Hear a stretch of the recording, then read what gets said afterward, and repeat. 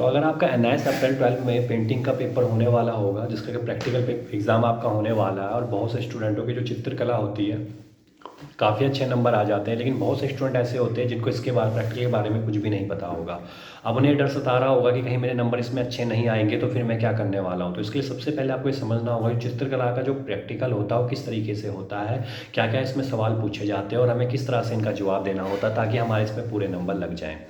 सबसे पहले तो आपको ये समझना होगा कि जो अगर आपने जहाँ पे एडमिशन करवाया है, चाहे वो किसी कंप्यूटर सेंटर से करवाया है, चाहे कहीं से करवाया है, तो वहाँ से आपको अपडेट लेते रहनी पड़ेगी। क्योंकि अगर आप अपडेट नहीं लोगे तो होता कई बार क्या है कि जो बहुत बार स्टूडेंट के साथ हो चुका है, जिनकी हमारे पास कॉल्स आती रहती हैं, उनको ये कहा जाता है कि उनको अपडेट नहीं मिलती है, जिस कारण से उनका प्रैक्टिकल का जो एडमिट कार्ड है उनको नहीं मिल पाता है, जिस कारण से उनका प्रैक्टिकल छूट जाता है। और कई बार तो ऐसा भी होता है कि उनको पेपर की भी अपडेट नहीं मिल पाती है और जिस कारण से उनका पेपर भी बिल्कुल छूट जाता है। तो इसीलिए आपको इस बात का ध्यान रखना पड़ेगा कि आपको अपनी जो प्रैक्टिकल के एग्ज़ाम्स हैं उसका ध्यान रखने के लिए आपको उनसे कांटेक्ट में रहना पड़ेगा कि भाई मेरे एडमिट कार्ड आया है कि नहीं आया है, या मेरी जो फ़ीस आपने सबमिट करवाई है कि नहीं करवाई है, इसके बारे में अपडेट रहना पड़ेगा। अब बात कर लेते हैं कि चित्रकला या पेंटिंग का प्रैक्टिकल किस तरीके से होता है। तो इसमें होने में कुछ इसमें बड़ा कुछ नहीं होता है। इसमें जो आपका एडमिट कार्ड आता है वो आ जाता है, और उसके बाद आपको जो प्रैक्टिकल सेंटर जो आपका बनेगा, जहाँ पर वो आपका एडमिट कार्ड पे लिखा हुआ होगा, वहाँ पे आपको जाना होगा। जिस डेट और टाइम दिया गया होगा उस टाइम से आधे घंटे पहले आपको वहाँ पहुँचना होता है।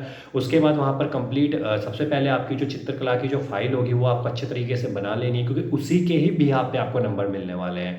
तो फाइल को अच्छी तरीके से चित्र बना लीजिए। अगर आप नहीं बना सकते हैं तो किसी जो आपके दोस्त हैं उनको दे दीजिए, वो आपके अच्छी तरह से बना देंगे। ऊपर इनरोलमेंट नंबर को लिख लीजिए। और जब ये कंप्लीट प्रोसेस आपका हो जाता है तो उसके बाद प्रैक्टिकल आपकी चेक होती है। उसका एग्जाम प्रैक्टिकल को रखने के बाद चित्रकला से रिलेटेड जो 2-3 सवाल या क्वेश्चंस होंगे वो पूछने को कहेगा।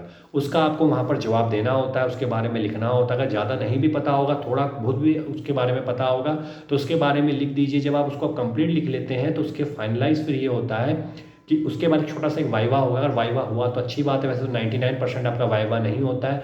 बस अपनी अटेंडेंस शीट जो आपको दिएगी उस पर आप अच्छे तरीके से साइन कर लीजिए, क्योंकि अगर आप साइन वहाँ पे नहीं करेंगे तो दिक्कत का सामना करना पड़ सकता है। बाकी इतना ज़्यादा वहाँ पे कोई चित्रकार या ड्राइंग अभी तक तो नहीं बनी है, और शायद हो सकता है कि जब आप अप्रैल 2024 पेपर देने जा रहे हो तो वहाँ पे कुछ इस तरह के चित्र तो बनेंगे नहीं।